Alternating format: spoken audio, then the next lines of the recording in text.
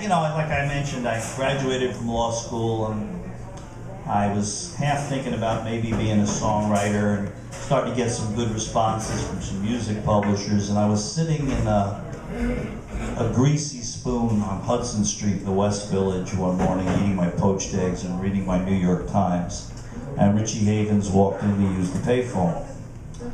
And I looked up and I said, "Whoa, Richie Havens, whoa, hey man, sit down and have a cup of coffee with me."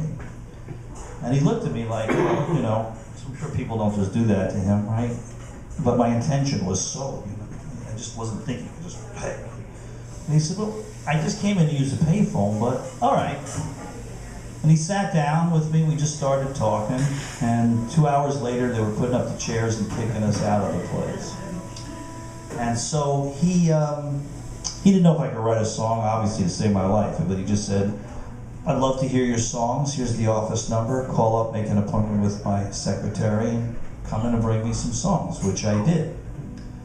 And to my amazement, obviously I was thrilled, he really liked them.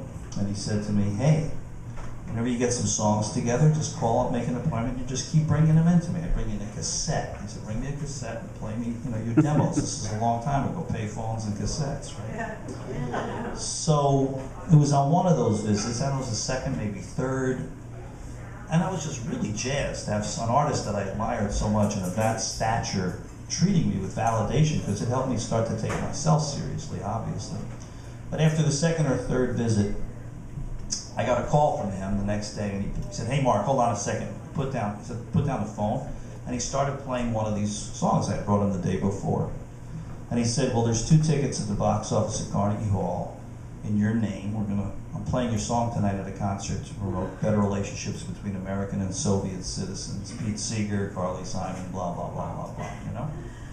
So I was like, wow, man, this is getting to be just too much fun. And 2 days later, he played it in Central Park, and it was quoted in the New York Times, and the next day a clip from that was used on the CBS Evening News.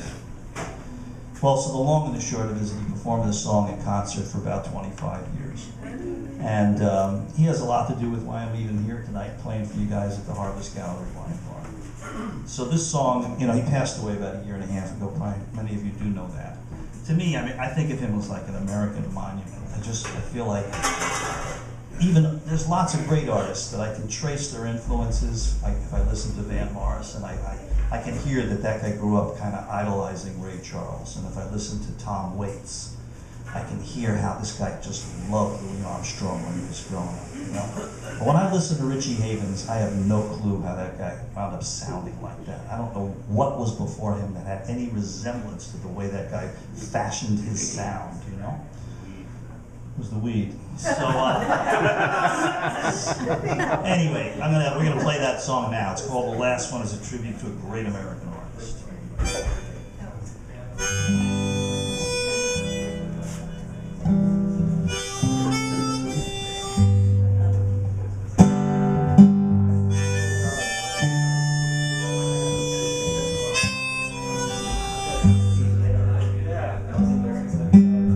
Roads closed,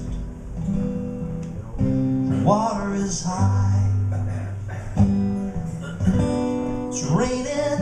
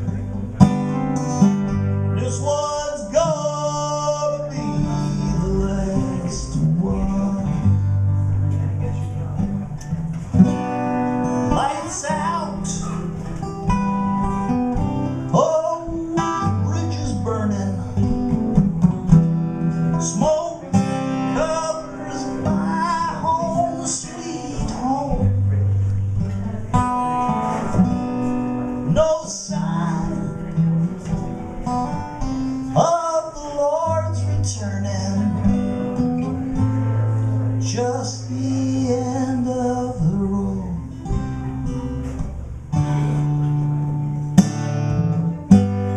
Lay back, unplug your phones, move your skin and throw away the bones. Take a long look what we've done. 'Cause this one's gonna be your last one.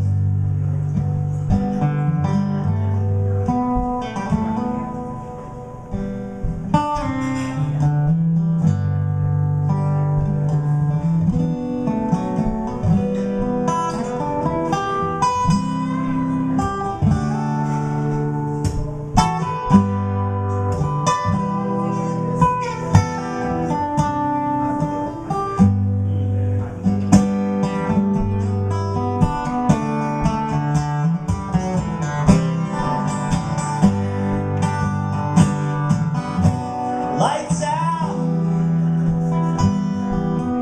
oh, the bridge is burning, smoke covers my home, sweet home. No sign, no, of the Lord's returning, just the end of the road.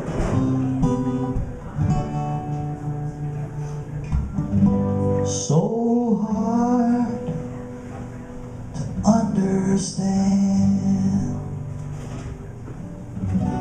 I love my country